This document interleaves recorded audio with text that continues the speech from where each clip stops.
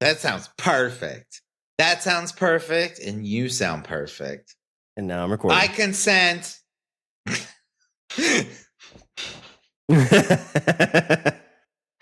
La da da da da. We're gonna do a podcast show because we haven't done one for so long. I forgot how to talk and be funny. Some would say we've never known how to be funny. Ho ho! And that would be our wives. Got him. Shit. Yeah. On our vacations, I tried to podcast the whole time. She said, I'm not Richard. And I said, you know what? And I think that's the problem. That's not a microphone. That's a hot dog, stupid. Everybody's a critic. Of course, when you want a podcast, you got to have something shaped like a dick to put near your mouth. Hey, words hurt. Oh, yeah, I guess I should do the intro. See, I've totally forgotten how to do this. I know. That's why we have to do it weekly. We skip 2 weeks and we're like, what do I do with this microphone? My pants are off. Wait, do I need to take my shirt off? Was it good for you? I'm not crying. Something's wrong. Do I give you money?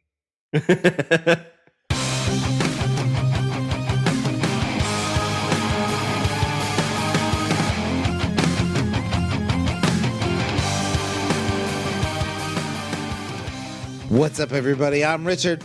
And I'm Shawn. And we're speaking the language of bromance. We're speaking the language of bromance, Shawn. Oh, yeah. You and me. We're speaking it together. Hey, look at us. Isn't this great? Hey, look at us. Look at us. Paul Rudd's a national treasure.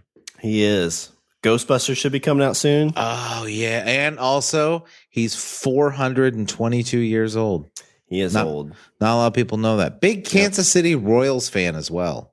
Yeah, he's from Kansas City. He's a big Chiefs fan, too. 100%. After the Royals won the World Series, he was like, everybody, Kanger and Mom's house. Yeah. Because she still lives there. I think he just lives in Hollywood.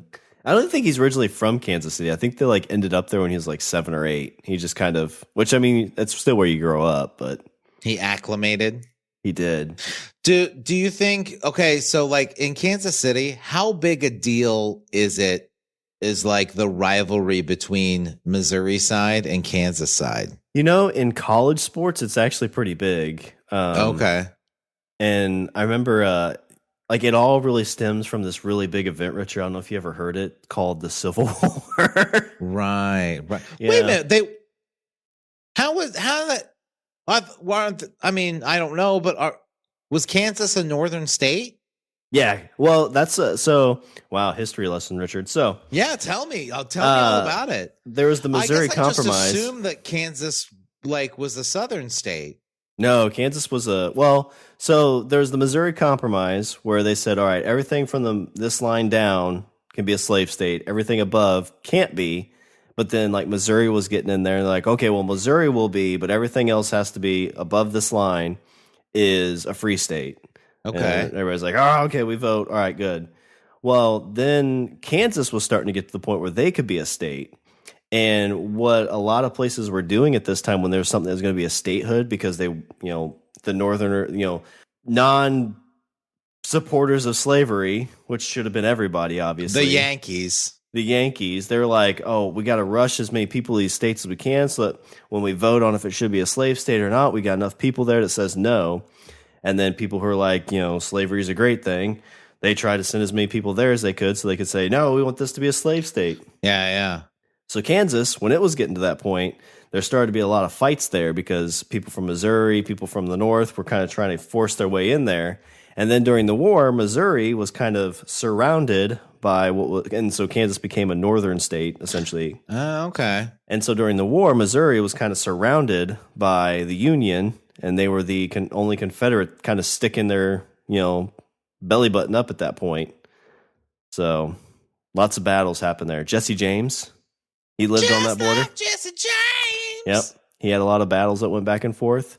There's a town I'm going to be moving to soon, Richard, where there was basically what they call it? The butchering? Basically what happened is... That sounds nice. No, it doesn't. I want to move to a place that's known for a butchering. Yeah, so basically this dude... Not of animals, of people. This dude who was a really bad dude had a bunch of his Confederates dress up in uniforms. This was kind of like, I think, towards the end of the war. And as they were, these Union people were going back to, I think, Illinois for like leave. Okay. Since he was dressed up and all of his guys were dressed up as Union soldiers, they somehow got them off the train, or they stopped them in that town and like basically lined them up and just killed them all. Oh, did they dress like women, like Yankee women? No. Did they pull like a wacky Bugs Bunny on the Union and they're like, hey, and then the Yankees are in the train and they're like, yeah, and then they got off and it's like, oh wait, and it's like, oh, that's not a sword. Bang. I mean, that's how that ended. Oh, that was a. Why are we talking about the Civil War? This isn't a history podcast. I don't know. I don't want to move. Now I'm afraid for you. I don't want to move. I don't want you to move to a place that had a butchering. Well, it's not like that anymore. Shawn, you're soft. That was like 150 years ago. You're a soft boy. 170 years ago. It's a while back. What if you move there and then there's some dude who's dressed like a lady, like waving a hanky on the side of the road. Babe, we gotta stop. Shawn, what a podcast! And then you're like, babe, let's pull over. He's like, are you a Confederate or a Union? I'm like, American, I think. Like, yeah. I don't think people call themselves that anymore. Why are you pulling out that old pistol? Bang! And it's gonna be it's gonna be like, if it hits you, that's a Civil War bullet. So what's gonna happen is it's not gonna hurt a lot, but then like 4 days later, you're gonna die from syphilis. Wait, why would I die from syphilis? Because of where it hit you, doy. Oh, because Richard, syphilis is a sexually transmitted disease, isn't it? No, you see, when a mommy gun and a daddy gun love each other very much, but daddy gun goes fireworks. When daddy gun goes and hangs out with other guns at the gun shop, then he brings home dirty bullets. Shawn, I don't think I had a good sex ed class. And it sounds like history class on top of that. Well, I mean, the teacher did do double duty. Yeah. But so there was like the rivalry really kind of started because of the Civil War. And obviously after the Civil War, Missouri was kind of, like most southern states, very depleted of resources. And, Sure. So, like that's where Jesse James kind of spawned up, because it's like, oh my gosh, we're poor. Like we're super poor now. We have nothing. Yeah. All of our farmland's been destroyed. And, so then they'd go to Kansas and do all their stuff. But that kind of rolled into collegiate sports and stuff like that. But in terms of like non-collegiate stuff, I don't think people care. Like, I wouldn't think so. But I think it's fun. Like, okay, like you said, like there's a collegiate rivalry. Like, do you think anybody would tell them like, hey, you guys, I know you guys don't like each other, but all this hatred's rooted in the Civil War, and like who wants that? That's kind of where you end it, where it's like, this started because you were pro-slavery. You're like, oh, well, fuck. I guess this is kind of dumb, huh? Yeah. All right, we're all Chiefs fans, guys. We're all Chiefs fans now. Oh. You can't do that. Wait, why? Fuck this. I'm going to Washington. Wait. What's their team name? The Washington football team. Right, they have narrowed their team name down to 8 different names, though, and supposedly 3. Red Wolves and Red Hogs are my favorite too. I think they should go with whatever that fucking. Oh, what was that movie that Keanu Reeves was in? The Replacements. Oh, yeah, were they the Senators? The Sentinels, I think. Was it the Sentinels? Something like that. Presidents is one of their top choices too. Yeah, it's kind of dumb. Like don't tie it to like politics. We get enough of that. Sentinels, I think, would rock. And then you have a whole movie with fucking Keanu Reeves and Gene Hackman in it. You could. They'd be their the mascot. And Jon Favreau. Jon Favreau's in that movie. He is in that movie. Isn't one of the Waynes in there? Yes. No. What's his? It's the. What was he in? He was in a bunch of cool commercials. The The 7-Up guy. I can't think of his name. Orlando Jones. Yeah. Yeah. Woo. Wow, I pulled that one out of fucking nowhere. He couldn't catch the football, so they put like super glue on his hands. He's trying to. You know what? I saw like I jacked off an elephant. You know, I saw that movie when I was like 12 in the movie theater with my dad. I saw that movie when I was a grown ass adult, and I was like, "This is a really good movie. I like it. It isn't bad." Yeah, it popped up on TV the other day. John Madden is in that movie. He is. Yeah, he's the commentator. Yeah. Oh, it's got the best scene ever. Like the actual quarterback comes back and they're talking because Keanu Reeves got kicked off the team. It's like, oh, you suck. And they're like sitting there talking halftime. They're losing. And they're like, Coach, what do you have to do? He's like, we don't have enough heart. Like, what? We don't have enough heart. Because he's talking to Keanu because Keanu, he had heart, Richard. Yeah. Yep. Yeah. And then Keanu shows up and he's like, I'm ready to play, Coach. And then Gene Hackman's like, you fucking rock, dude. Yeah. And then the cheerleaders were dancing because those were all strippers, too. Yeah. You know what? Come to think of it, that movie is kind of inappropriate for a 12-year-old. Dad, I need extra butter. Yep. I want to be a Washington Sentinel. That's what you should totally name your team. Name your team after that fucking movie. Yeah. And you could play that movie on the big screen. There's a lot of built-in advertising opportunities. And everybody be like, oh my God, are your cheerleaders going to be strippers? Because that would be awesome. Yeah, like, well, we didn't think about that, but fucking right they are. All of a sudden, season ticket sales just tripled. Yeah. Well, and that's in Washington. So, like, whenever we bring diplomats over, be like, hey, come check this out. Yeah. Where's the soccer ball? You said it's a football game. No, it's different. It's American football. See, they're strippers. We have strippers in American football. Do you have strippers? No, we should get some. The players don't flop around on the field. They flop around 20 years later because their brains don't work. Speaking of team name changes, so in baseball, the Cleveland Indians. Yeah, Cleveland Indians. Yep, they're going to be called the Cleveland Guardians. I saw that. Yeah, I did see that. That made me happy because I play Destiny 2, and your character in Destiny 2 is a member of a group called Guardians. Oh, that's cool. Yeah, you're the Guardians of humanity. I didn't like it at first because I was like, Guardians is kind of silly.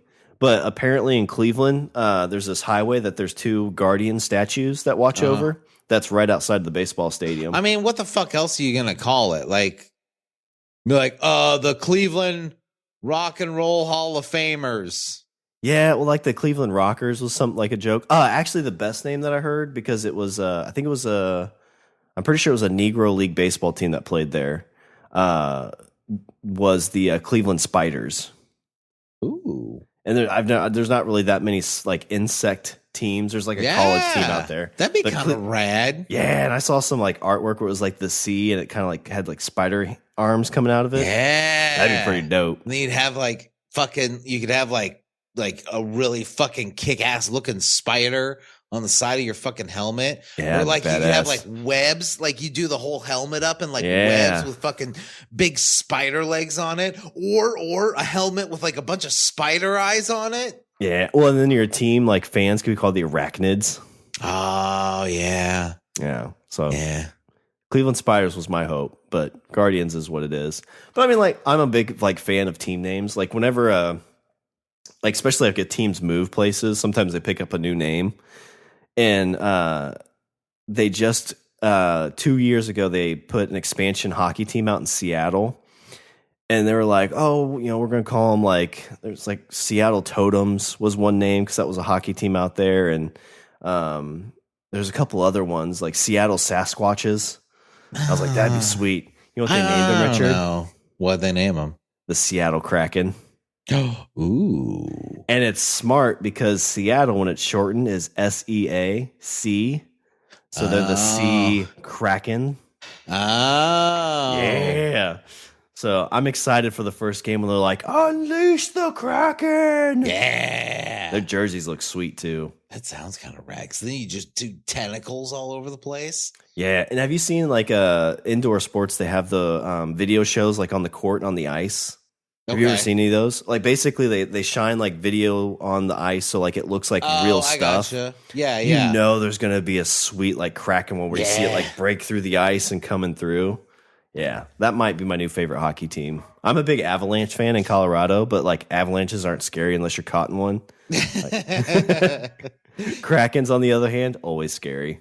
That's true. We should go to a hockey game. We should what? We should go to a hockey game. Yeah.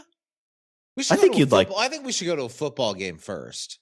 Yeah, but football, like you got to deal with. We should go to a Washington Sentinels game. That's what we should do. Hey, where's Keanu? Yeah. Is that John Favreau? Where's Madden? Is Madden here? Mandalorian. Yeah, but football, like I've heard going to those games, like is completely not like family friendly. I mean, it would just be the two of us. Like, what do we need? Why do we need it to be family friendly? Because if we show up and there's a bunch of drunk dudes, gonna be like, "What are you nerds doing here?" We're like, "We're here to see Keanu. We hear he's a quarterback." And then they're like, "What?" And then I hit you on the side, and I'm like, "We're here for the strippers." They're like, "Oh, we're here. That's what we're here for too." Whew, that was close. Ooh. All right, you go this way. I'll go this way. We'll look for Keanu. Well, Richard, the story I have for tonight has nothing to do with team names. But we had talked, I don't know if it was probably like a month, maybe a month and a half ago, about like how easy it would be to just take off like in the middle of nowhere and just kind of like live completely away from society, right? You kind of talked like it was the lottery thing, right? Where I was talking about like getting a cabin in the woods. Maybe. Like, I'm trying to remember if it was that. Not necessarily a cabin, but like just like a big house in the middle of like the fucking redwoods. Yeah, because we were talking about like how easy that would be do now, and I think realistically, I think you could probably find like land that maybe somebody owns, but it's like thousands of acres, and you could set up a tent somewhere in the middle that nobody ever goes. I think you were kind of on the other end. It's like, yeah, I don't think that's possible. Because then it's like M. Night Shyamalan-esque, and then you're fighting these wooded creatures, and you end up having blind kid. And yeah, well, and also like if I have a fuck ton of money, like I don't want to come off like the rich. I don't want to come off like a rich douche. Like you go to like if you go to like Montana, for example, you have like 5 guys that own like half that fucking the landmass of that state. You know what I mean? Like one guy buys like, 12 billion fucking acres in Wyoming or Idaho or Montana. And then it just sits. Yeah. And don't get me wrong. Like I'm all fine with letting the land, like develop it, maintain its ecosystem and, maintain the flora and fauna. But like, the guy that's got $5 billion is not buying that land to create some sort of fucking wildlife national preserve. He's buying that 5 billion acres so that way everybody leaves him the fuck alone. Yeah, so, and probably so that way he can walk out onto his 4,000 square foot deck and look out and see nobody. That's why they're buying 8 gajillion acres. If they even get there, like I would assume they probably buy all that land just in the hope that like someday there's going to be development of like, a new city or something like that. And they're like, hey, I've got this, 10,000 acres I bought for $100 million and I sold it for $2 billion. Yeah. I mean, like it seems like that's what a lot of the rich guys do is they go to like, like the, I don't want to say remote, but like, I mean, basically remote. They go to like the middle of the, these big giant open spaces, and then they, pay for, half of the, like 1/3 of the state, just so that way they can have an unspoiled view of the wilderness. But like, they're not actually doing it. They're not actually doing anything. I feel they're not actually doing anything to like maintain that place other than making sure that nobody builds something on it. Yeah, I'd be curious to see what they do with that, because I'm sure if you have like, because you're talking like hundreds of thousands of acres, right? Yeah. Like there's only so much you can do with that. Yeah. Well, and I guess it's not really so much what they're doing. It's like, it's the fact that their reasons are not altruistic. Like they're not doing it because, they're a lover of the local gopher and they want to make sure that the gophers have a fucking home. It's an investment. It's a cheap, probably whenever they bought it, it was a cheap investment too. Yeah. The second another rich guy moves in and he's like, hey, I'll pay you, 30% more than what you paid for that fucking where the gophers live. That guy's going to be like, fuck yeah, go ahead. Fuck them gophers. Yeah. You do whatever you want with those gophers. Those are your gophers now. Yep. I didn't even name them because I fucking hate gophers. They carry the plague. They do. Mm-hmm. They do. Yeah. They really do. Yep. My brother-in-law ate one, and then they found out that they carried the plague. Back in 1300. But yeah, we talked a little bit about like how easy that would be. And I found a story, and it's kind of sad because let me just kind of sadness in here. Don't bring sadness. I'm hoping it ends good, but I don't know. Oh no. But this takes place in New Hampshire. I feel like this is either going to end really well or really badly. Yeah. And then hang on, let me get to the he died. He died.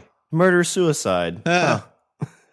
Didn't see that coming. For almost 3 decades, Richard, and this is just off of Yahoo News. Okay. For almost 3 decades, Richard, 81-year-old David Linstone lived in the woods of New Hampshire. Yeah, so he started living there when he was 51. Ooh, New Hampshire. I'll tell you what, like New Hampshire, I feel like would be I think like it would be like a New Hampshire to like the whole Northeast seems like it would be cool to visit, but I would not want to be there. I would not want to be in the Northeast for the winter. Yeah. Well, I mean, it's kind of like we did with Jersey. So cold. Oh shit, Richard. Lake Placid is close to New Jersey. Oh my God. That's where Betty White lives. Yeah. She lives there. Where's Lake Placid at? Is that it? Oh, it's in New York. But yeah, like New Hampshire, honestly, like I would definitely hit up the Northeast in like the summer. Like Northeast in the summer looks like it would be super fucking cool because you got like those big fucking forests, not a lot of people. I think like in Vermont, like the biggest town is like what, like 60,000 people. I think. Yeah, so like New Hampshire has 1.36 million in the state. Yeah. Yeah, so you're talking about like, the biggest town's probably like maybe 80, 100,000. Probably. But yeah, I know like when we went to like New Jersey, I think we had the same things like, this is cool to visit, but I don't know if I'd want to live here. Like with the Northeast, I'm just saying that I don't think I'd want to be there in the winter because I feel like the winters up there are a lot harsher than what I personally am used to. I think they're different. Isn't it just that they're more cold, but they get less snow? Probably, but I hate cold. Yeah, what would I hate more? I hate the cold. I could deal with snow. You want to put me in like Colorado where it's like, 12 feet of snow? Like that's cool. I could deal with 12 feet of snow, but you want to put me in the Northeast where it's like, hey, there's 2 inches of snow on the ground, but it's 400 degrees below zero. Yeah, and it's a wet cold. It's a dry cold probably, isn't it? You can't have any exposed skin when you go outside. Yeah. Like, no to that, sir. Yeah. I know nothing about New Hampshire. Like, I don't know like what like they're known for, like what you would visit in New Hampshire. I don't even know what Old Hampshire is like. Oh, I was going to say Ben and Jerry's, but that's Vermont. Is New Hampshire the one that everybody makes their businesses in? Or is that Vermont? No, that's Delaware. Delaware. Everybody makes businesses in Delaware. The only New Hampshire has the first primary of the election of the presidential election cycle is in New Hampshire. Oh, geez, Delaware doesn't even have 1 million people in it. Should just combine some of these. Delaware states. was also the first state to sign the Constitution, sign or approve it to ratify it. Yeah, that's their big claim to fame. They're like, we were the first state. Man, it's less than 2,000 square miles. Delaware is. Mm-hmm. Man. We're just learning a lot today. I know, right? Welcome to social studies class. We're doing all this to avoid the probable sad ending at the end of your story. But so Dave Lidstone, which is a great name, lived in Lidstone. Lidstone. Oh, Lidstone. Okay. So he started living in these woods when he was 51, which that's kind of like, I feel like that's where you get to a point where you're like, you know what? I'm done with the day-to-day hustle. Like we talked about. I'm going to go out. It's your Hemingway phase. Yeah. I just want to go be a hermit, live by myself. I live in the woods and fucking drink whiskey in the trees. Like we talk about like how olden times would be tough, but there'd be something about like, you know what? You get up in the morning, make sure your food's growing in the ground. Yeah. Go out and shoot a deer, cut it up, eat it. Or come back home. And then you just go back home and drink. Yeah. Yeah. Well, no meat today. Looks like it's just me and rye. Glug, glug, glug. That was like 100% alcohol, too. It's basically rubbing alcohol. Yeah. It's the kind of alcohol you drink and then you spit it on the fire when it gets low. Yeah. Or you pee on the fire. Yeah. Like, oh, it's almost out. Hang on. But he lived along the Merrimack River in a small cabin they had solar panels for. So completely isolated besides some solar panels. I'm liking this. I'm liking this so far. I'm guessing the solar panels, if he started like 30 years ago, probably used kind of like for maybe a radio, probably a hot pan, like very minimal stuff. Oh, yeah, 100%. Like he's operating. He's not operating any appliances off of that. Like it's probably lights. And that might be lights and, like you said, like probably like maybe like one or two outlets. Yeah. Man, that sounds good though. Yeah. I could, I get what you're saying. So he grew his own food, cut his own firewood, tended to his pets and chickens. Man, at 51, fucking kudos, dude. Well, to make it to 81. Yeah. You know what I mean? That's a pretty good, like 30. I mean, that'd be kind of nice though. You just kind of like hang out, fucking, you know, like you got some chickens. Mm-hmm. You got a good dog on your side. Yeah. Because I mean, like I would be cool with that. Like just get like a place like out in the middle of out in a field. Well, not a field, but like out in the woods. Get yourself some chickens. Get a goat. One goat and a bunch of chickens. Yeah. Well, yeah, you think about like, so like when we were on vacation, like this is what you do because, I mean, obviously you can't burn all your electricity. So your lights out is probably like when it's dark. Yeah. So you're going to bed at like 8:30, waking up first light. Like that's what we did on our vacation. Went to bed at 8:30, got up at 6:30. And what do? You get up, you go sit on your little makeshift porch with your cup of coffee and just kind of look at this river. That's look what at the you wildlife. did on your vacation. I slept a little later. But his off-the-grid existence had been challenged in court by a property owner who says he's been squatting for all those years. Fuck you. Fuck you. And to make Lidstone's matter worse, his cabin was burned to the ground Wednesday afternoon in a blaze that is being investigated by local authorities. Oh, fuck. Fuck that guy. So this is from August 4th of 2021 when the story is happening. You know who that guy is? That's some rich dude that like owns 50 gajillion acres in Montana. He's like, I'm going to buy this little piece in fucking New Hampshire too. You know, where I could spend my summers. Fuck that guy.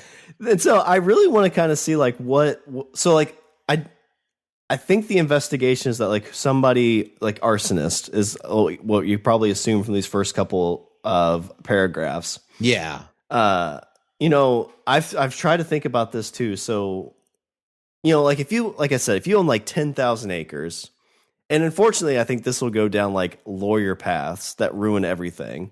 Probably. But let's say you own 10,000 acres. And then you buy this and like you're walking around, you're like, is that a fucking cabin? And you walk up and the guy's like, oh, hey, I'm Dave Lidstone. I've lived here for 30 years. And you see he's got a couple goats. Like he's not hurting anything.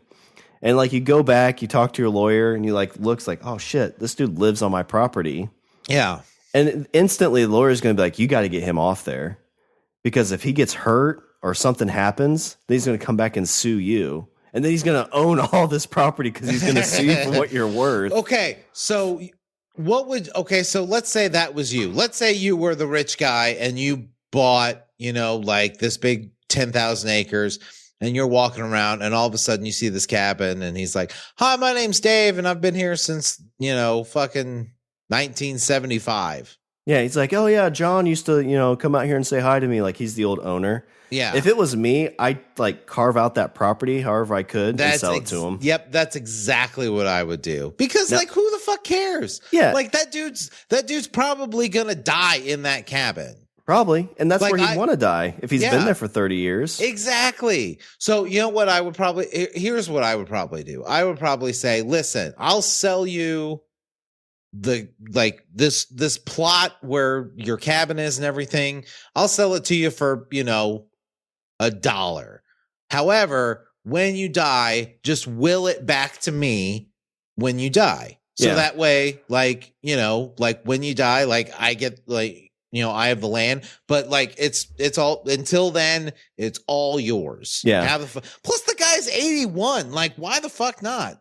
Yeah. You know what sucks? You think about that, it should be that easy, right?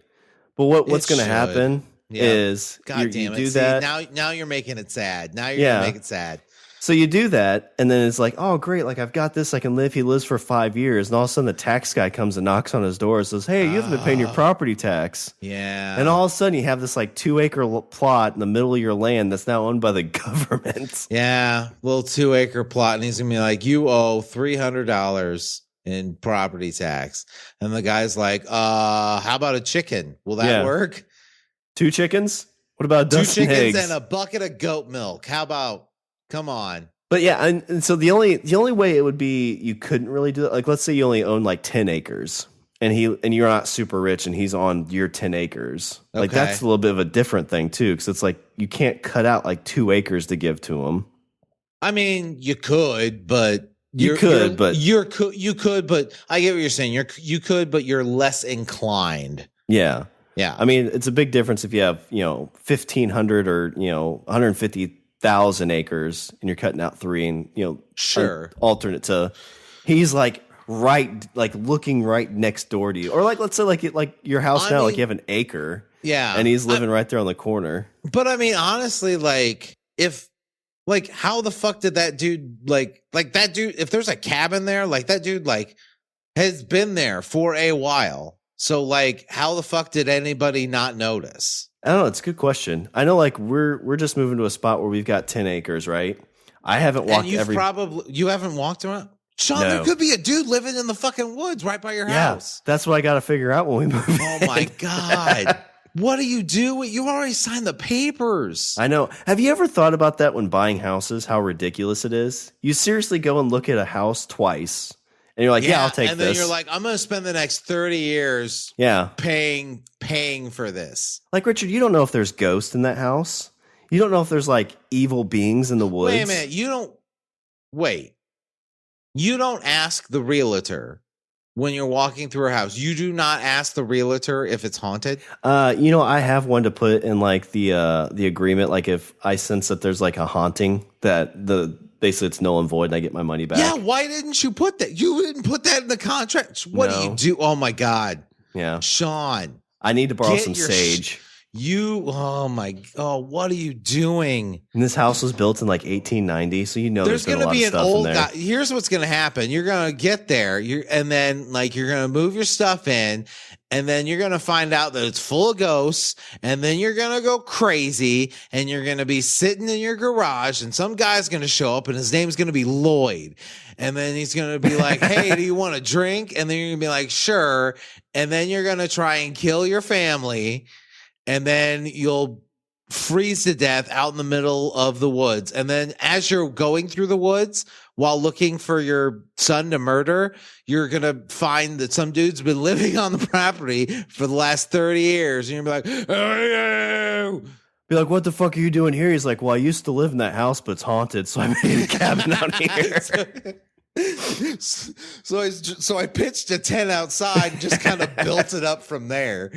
I just imagine the ghosts are going to be like, man, this new guy jerks off a lot. Hair of the dog that bit me, Lloyd. Lidstone, or River Dave, as he's commonly known by boaters and kayakers. Oh my God, he has a nickname. They call him River Dave. That's so cute. So he's close to the river that's close by. People roll by. He's probably hanging out. So how the fuck did people not know he was there? People he has a nickname. I don't know. You bought that land by River Dave. And that's so if the person that's basically saying you need to move out has owned this land for 20 years, that's kind of on you at that point. Exactly. And I know, like we talked about the whole lawyer thing, and maybe the lawyer's like, dude, like he's getting old. He's going to die soon. You're going to get in a lot of trouble. Yeah. I said, that's where you're like, hey, I'm going to sell you this land. I'm going to cut this land off and it's yours now. Mm-hmm. Well, Richard, unfortunately, River Dave was jailed on July 15th for civil contempt sanction. That's ridiculous. He was told he'd be released if he agreed to leave the cabin, but he has stayed put. So they said, hey, we're going to let you out of jail, but you cannot go back to your cabin. Fuck that.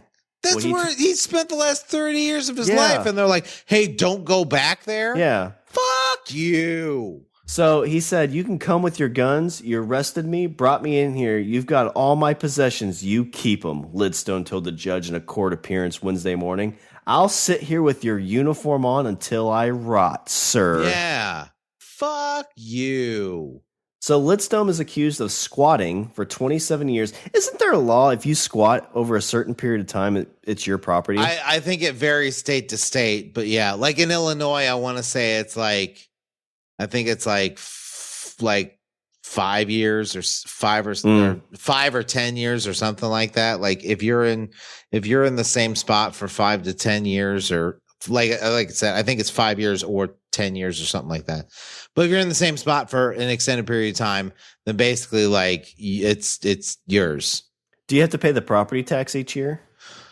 I feel like that's the government's way. That I don't know. My guess is what happens is that once you claim possession and you prove that you've been there for X amount of time, then you're probably charged with back taxes up to that point. Plus interest. Like, oh, okay, well, it's $3,000 a year for property tax, so it's $15,000, but there's 150% late penalty. Yeah, I'm not exactly sure. I want to say it varies state to state. Yeah. That's what I want to say. Which that's always seemed like a weird concept to me. It's like, well, yeah, because you've like been in this place for 5 whatever years, now it's yours. Yeah. It's always seemed kind of weird to me. I mean, I see it both ways. It's like, well, I mean, I've lived here and nobody said anything. But again, like, being able, I kind of, I feel like it's a huge roll of the dice, because it's like, hey, you pick a spot, and if you're able to hold out for 5 years without anybody knowing where you're at, it's like hide and seek with a reward at the end. That's basically what it is. But you probably have to have like your mail sent there and like legit stuff. Yeah. So Lidstone is accused of squatting for 27 years in a cabin on private property in Canterbury. So the wooden 2-level A-frame cabin had a small cluttered kitchen with pots hanging from the ceiling, some appliances, and curtains on windows. His porch had a footstool with a base made of stacked beer cans, Richard. Nice. He converted a wood stove into a beehive. Oh, he had his own bees. I think I've heard of that. I've heard of people doing that, but that's really cool. Oh, in this new place that we're moving to, I kind of want to like try to raise bees. Oh, totally. It'd be fun. You totally should. I've heard people that do that, and they say they're more. Are they more? I think it's when it's cloudy they become more aggressive. If they have resided on it for 20 continuous years. Oh shit. This is squatters' rights in New Hampshire. Squatters person who resides in an abandoned or otherwise vacant building or on another's land without legal permission. They do have the legal right to take ownership of the property in New Hampshire if they have resided on it for 20 continuous years. But the state also requires them to meet other requirements of adverse possession. If the property owner wishes to remove a squatter, they cannot just do so. If they do, the squatter can sue them. They must go through the legal eviction process. Yeah, it feels like a lot of words that doesn't feel like there's a lot of like grounds. Yeah. Like it feels like it's written in a way that like no matter what, like somebody's getting screwed. Yeah. Yeah. Let's see. So you got the beehive. He attached lights and a mirror and a pulley for a clothesline to logs supporting the cabin. He had firewood. There's a gravel path leading to a vegetable garden. Oh, see, yeah, he's got his food. He's got food. Gets his water from a stream. Yeah, he's got food, water. He's got some veggies. He's got some honey. He can wash his clothes. He can dry his clothes. Oh, I bet he's making mead. Maybe. That's the way to do it. So in court, the Merrimack County Superior Court Judge Andrew Schulman agreed that Lindstone wasn't hurting anyone, but said the law was clearly on the landowner's side.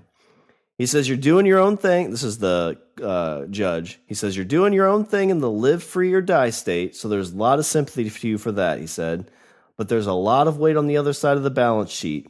And not just about what the landowner wants to do with the land, but the weight I feel to uphold the judgment of the court and the rule of law.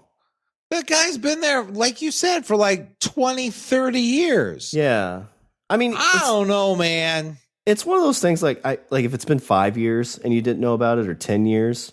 I mean, if you own that property and you haven't noticed somebody in 20 years, and that's to me too, like at that point, it's like, I'm not even mad. I'm kind of impressed. Yeah. Jody Gedeon, an avid kayaker who befriended Lindstone about 20 years ago, had been working with other supporters to help him, including organizing a petition drive and collecting money to cover property taxes. I'm devastated, she said when she learned about the fire. Oh, this is where his place burned down. So he doesn't even have a house now. So yeah, why won't they let him go? His cabin's burned down. Yeah, they're like, oh, we'll let you go. You can go back to your cabin. Don't tell him. So he's just a really, really big, caring guy and just chose to live off the grid. It really is about humanity. It really is about compassion, empathy. He's not hurting anybody. So they had supporters come out for him, trying to get board members and stuff for the town to kind of doing this property dispute. So he's got some people on his side. But even if there's a way to allow Lindstone to stay, it would be an uphill battle. His home was in violation of local and state zoning and environmental regulations, and there was no access to a road. So that's the part where you're like, there's too many laws, because now they're saying like this cabin, they're like, well, this cabin, he can't live there because he doesn't have access to a road. No access to a road. It's violating different codes. It's a fucking cabin. Yeah, it's a cabin in the middle of the woods. Like, what's the worst thing that happens? It burns down. Apparently in Vermont, and I know it's kind of true here, but in Vermont, it's really big for everybody has a house. People have houses in Vermont, but then they all have camps in the middle of the fucking woods. And when I say camp, I mean basically another house. Oh yeah, I see what you're saying. Kind of like a. Yeah, because around us, your camp is an RV parked at an RV park. Well, I mean, for some of us, a camp is another house that sits along the river. That's the difference. Yeah, I feel like you shouldn't call that a camp. That's a cabin. A camp, I would say, is an RV or a tent. But if it's more of a station area, built in the ground, that's not really camp. But okay. So did this guy have a camp? Well, no, he didn't. He didn't have a camp. This was his house. Yeah, this was his home. Let's see. So the woodlot Lindstone called home was just a few miles away from Interstate 93, but it was hidden by trees. It's on 73 acres that's been used for timber harvest. The property has been owned by the same family since 1963. So they've owned it for a while. It's not a lot of acreage. 73 acres is not it's a lot, but it's not a lot. Right. But the same family's owned it since 63, and there's no plans at this time to develop on it. Yeah, so just fucking let the dude stay there. Jesus. Yeah, so I got to kind of see what the property... So the property owner is coming up. So the owner of the land has been seeking to tear down the cabin before the fire. So Lindstone has claimed that years ago, the owner gave his word, but nothing in writing, allowing him to live there. But in the eyes of the current owner, he's a squatter and needs to go. So did a new owner buy it? Doesn't make any sense. So property owner Leonard Giles, who's 86, of South Burlington, Vermont, didn't even know Lindstone was there until the town administrator found out in 2015 and told him, expressing concern. So with regard to the solid and septic waste disposals and the potential zoning violations created by the structure. Now listen. So he's mad because the guy sometimes poops in the creek. The town administrator is. And he probably is. He's got a hole he digs and poops in. Mm-hmm. And I know it's gross, but there's animals pooping all over the place. It's one person. Yeah, what's the difference between fucking that and an outhouse? Outhouse is the exact same fucking thing. Yeah, they really are. Calm the fuck down, man. And I understand if he had a whole commune out there of 300 people, Like, yeah, that's probably a lot more poop than you want flowing in the river. Well, I mean, so I have an uncle who has a one room cabin, so he has this plot of land, and he's got his house and stuff there, but like probably a good not even a quarter mile, like an eighth of a mile away in the woods, he's got this like one room cabin, and next to the one room cabin is an outhouse. Mm-hmm. And basically the way it works is he digs a hole, puts the outhouse on top of the hole, and then that's how it goes. And then eventually, obviously, the hole's going to get full. So what's he do? He covers the hole up, and then he picks the outhouse up and moves it someplace else and digs another hole. Yeah, but that's one person. Yeah. If he had like 300 people living with him and he had to do that like every day, then that's probably an issue. I mean, that's a lot of waste. But again, it's one person. Yeah, exactly. Lidstone, a bearded, small-framed, spryly man, has resisted efforts to leave since a judge issued an order on him to vacate in 2017. Following that, both sides attempted to reach some sort of agreement for him, but were unsuccessful. So the judge suggested Wednesday that Giles and town officials work with a mediator, but Giles' lawyer said the logistics would be too daunting. The vast bulk of Lidstone's personal items had been removed from the cabin before the fire. Giles' attorney, Lisa Snow Wade, said Wednesday night several outbuildings remained and no animals were found either running around or deceased. So all of his animals apparently got away. I put them in the outhouse hole. Lidstone, who doesn't have an attorney, insisted that his cabin is a hunting and fishing camp, not a home. Okay, so then where's his home? Yeah, so that's where I feel like he's messing up a little bit. Because if it's like if I have a cabin on my property, it's like, no, it's a hunting and fishing cabin. Yeah. It's like, okay, well then it's my hunting and fishing cabin. Yeah. You're trespassing. He also argued that Giles doesn't own the property, but is being pressured by the town. So he's saying that this land is in dispute. He's saying there's a cahoots. There's cahootsin'. None of you people like River Dave. So I believe Hashtag save River Dave.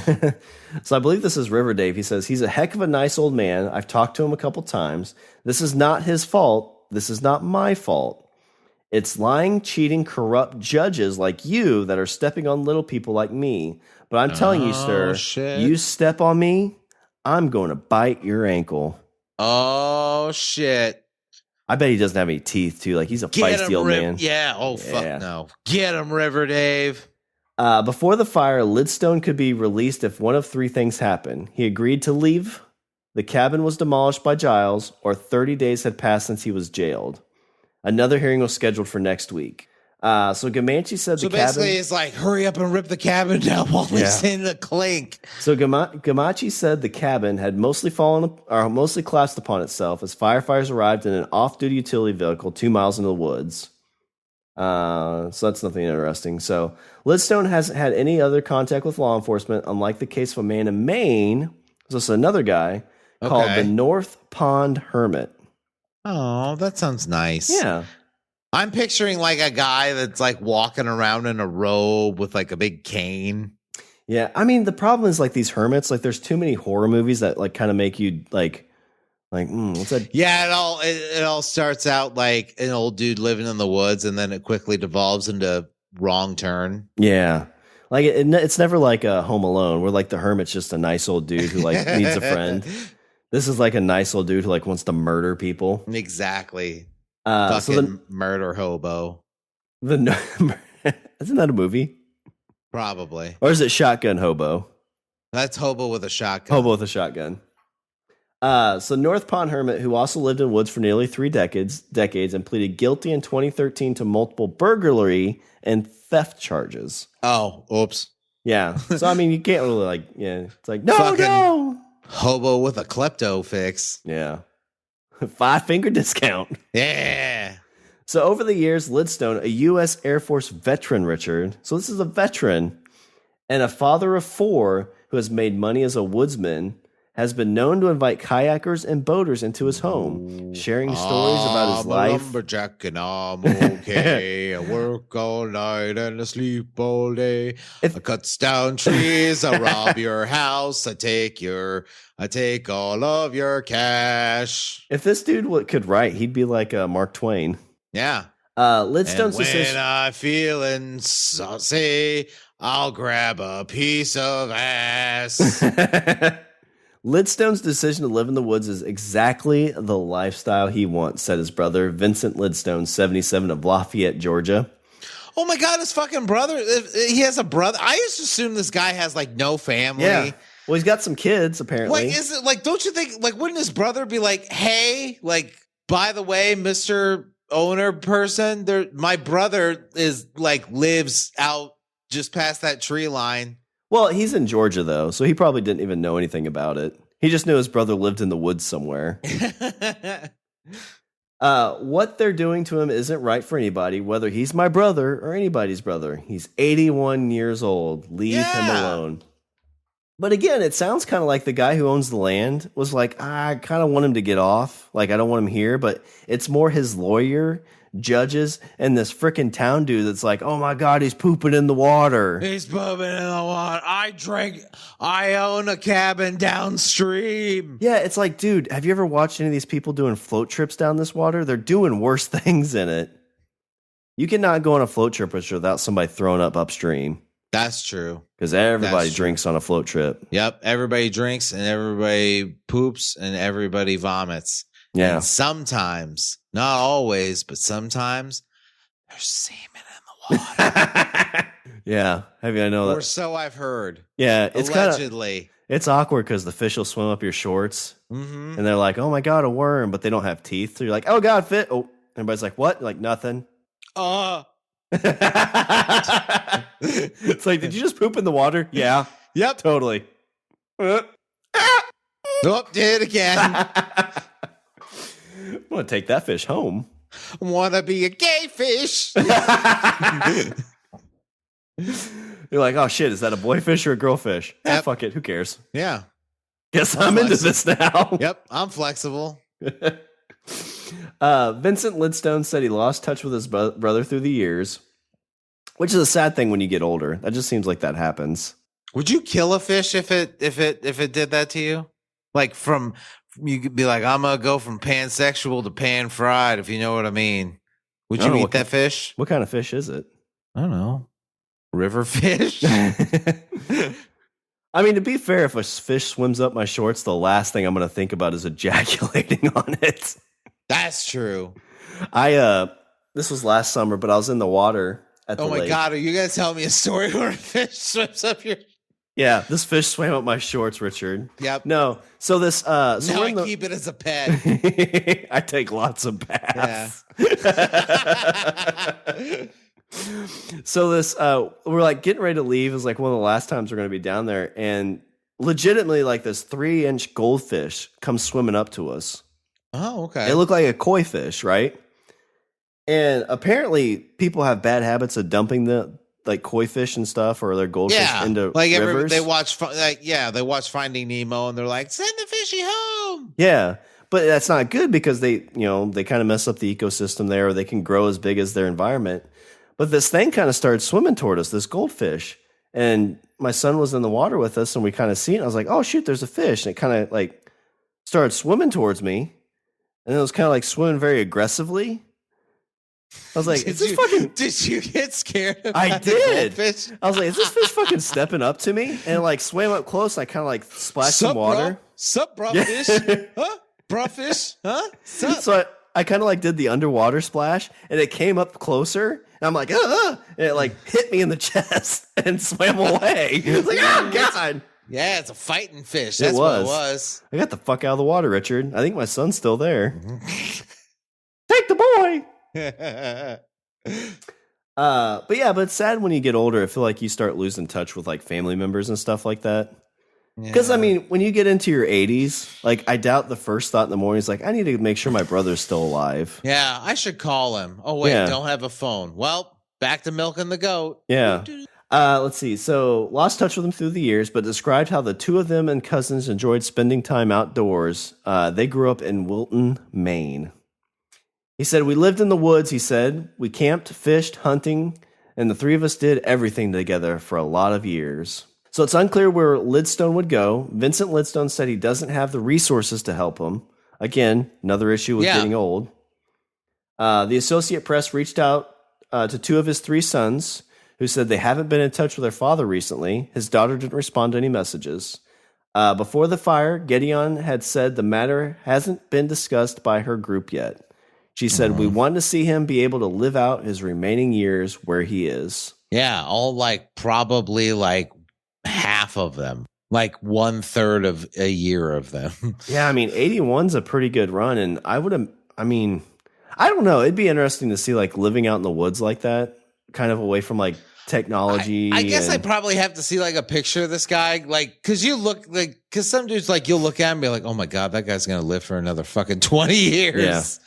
Let me see if I can find a picture of him. That guy's going to make it to 105, I swear. And I'll tell you what, considering that he's been living out in the fucking woods for 30 years, I could totally see him going another 20.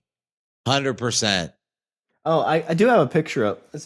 He just kind of looks like a jolly old dude. He's kind of scrawny, he looks like the dude from ZZ Top. He's probably not scrawny, he's probably just wiry. I bet that dude could he fucking carries that goat one-handed. He just throws that goat up on his shoulder and puts his arm around it. He's like, "Oh, you're getting too far, Denise," and then walks it back to the cabin. It's like Witcher. He's got to find somebody to go get his goat and bring it back. Yeah. But yeah, that's the tale of David Lidstone. I don't have any update on it. That was back in August, so I'm kind of curious what's the problem. Is it's probably one of those things and man, that's probably the sad thing about just getting old is anybody that's a certain age oh, I really want to go here, one last time. Yeah. And it's you only have a month left and you don't know it. You know what? You know what the lesson here should be as a closing thought? You know what the lesson here should be? The lesson should be is that when you're old, move deeper into the woods. No, not necessarily move deeper into the woods, but when you're old, go find a spot and just stay there and see how long you can hold out. Like I said, to me, squatters' rights seems like the ultimate game of hide and seek. Hey, if you can find me before I die, then I guess you win. Catch me if you can. Yeah, but if I die, then I win. And I got to live all that time out in the woods. Got to hang out with my chickens. Got to poop in the river. That was a good time. Yeah. I would imagine he's got a more natural life, right? Do you think it'd be interesting to see how healthy he is compared to somebody who's eating McDonald's their whole life? Yeah. Well, yeah, that's what I was saying. You were oh, he looks kind of scrawny. I was no. I was I bet that dude's not scrawny. I bet he's just wiry. You know what I mean? I bet he's all muscle. It's he looks like skin and bones, but he could lift a Volkswagen over his head. Man, that'd be so you eat that's the kind of life you get up early, you do a couple chores, and you sit on your rocking chair and just take a little cat nap. Oh my God. Get up, do a couple things, go back, sit down. Yeah, you drink a bit and then fucking fall asleep in the middle of the afternoon and wake up, make yourself some dinner. Yeah.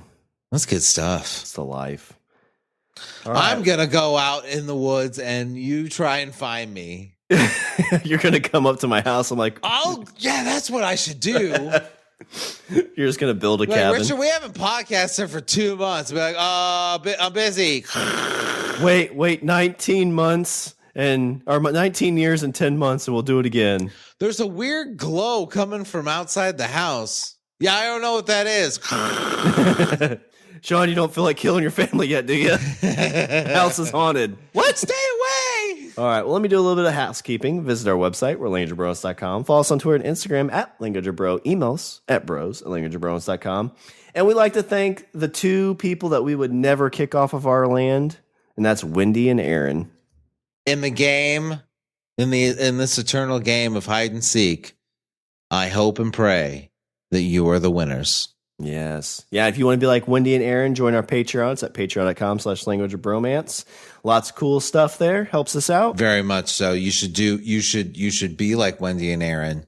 Maybe you'll get some extra tips and tricks on how to hide from the IRS in the woods.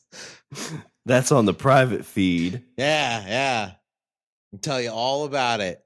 Hey, did you know the law says if you live in a place for 20 years, it's yours? All right. Was there anything else for a closer out? No, I'm good, sir. All right. Well, that's all the bromance for this show. I'm Shawn. And I'm Richard. And remember, don't be a why. Be a why not. Be a why not live in a cabin in the woods. Oh, yeah. Love it.